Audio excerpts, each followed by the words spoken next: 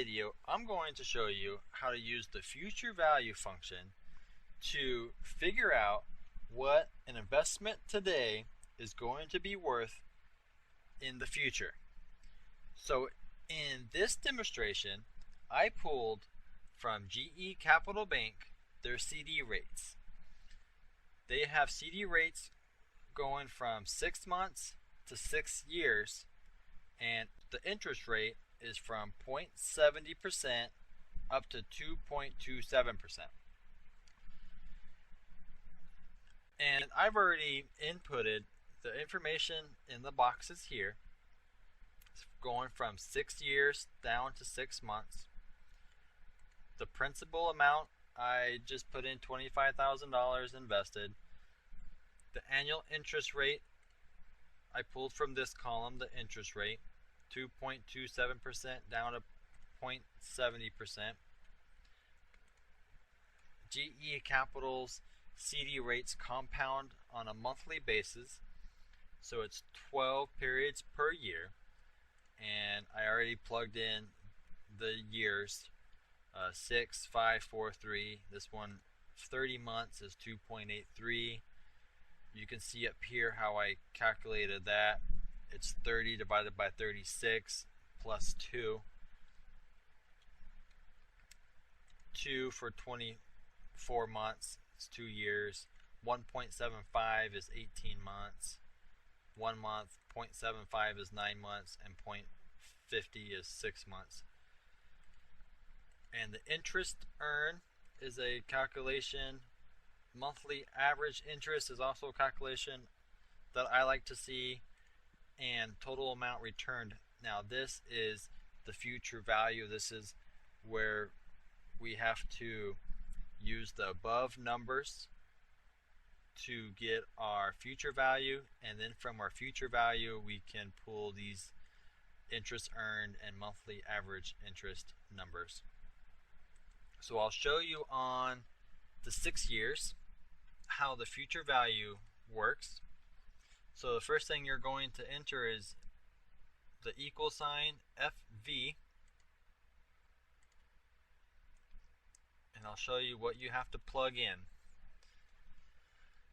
So under the rate box, I plugged in C3, which is the annual interest rate, but we have to divide this by 12 months because it's compounding by 12 months, and the 2.27% is what the annual interest rate is over the 12-month period.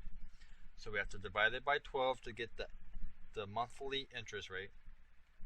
The next box is NPER, which is the total number of payment periods in the investment, and this one is C4, which is 12 periods per year times C5, which is the number of years, so it's 12 per year times 6, and that's 72 months. And we skip payment and we go down to present value. This number has to be a negative, and this is the principal amount, the principal investment. So that is negative C2, which is negative $25,000. And the reason why I put in not hard-coded numbers but cell references is so when I finish this formula, I can copy this all the way over and get the rates for everything else really quickly. So we put negative C2, which is 25,000, and this is going to give us our future value. If we held on to the CD for the next 6 years, allowing the interest to compound, we will have $28,644. The interest earned is the total amount received minus the initial investment, $25,000, which is $3,644. That's how much interest or how much money we will earn off of our $25,000. Then I break it down a little bit further on a monthly average interest earnings. And the way you do that is it's 12 times C5, and C5 is years. 6 years times 12 months per year, which is 72 payments. And we take C7, which is interest earned, $3,644, divided by 72 months equals $50.61, which I just kind of take out the cents. So it's $51 on average per month is what we would expect to earn if we invested in this CD. Now, I've already done it, but if you didn't already have this information here, these boxes, and we've already had the top boxes filled in, I'll give you an example. We can just delete this out. And because when we filled out this information, we use cell references,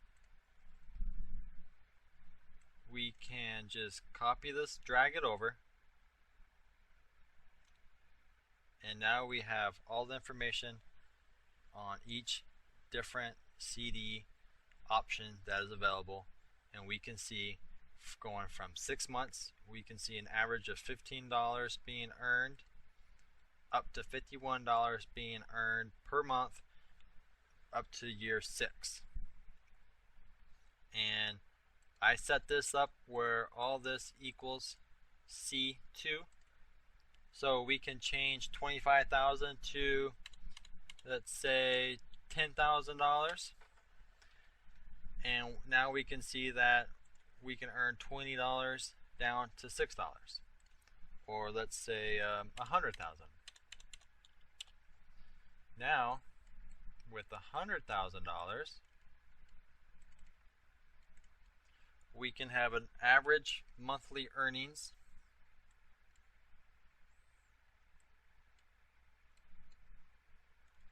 of $202 down to $58.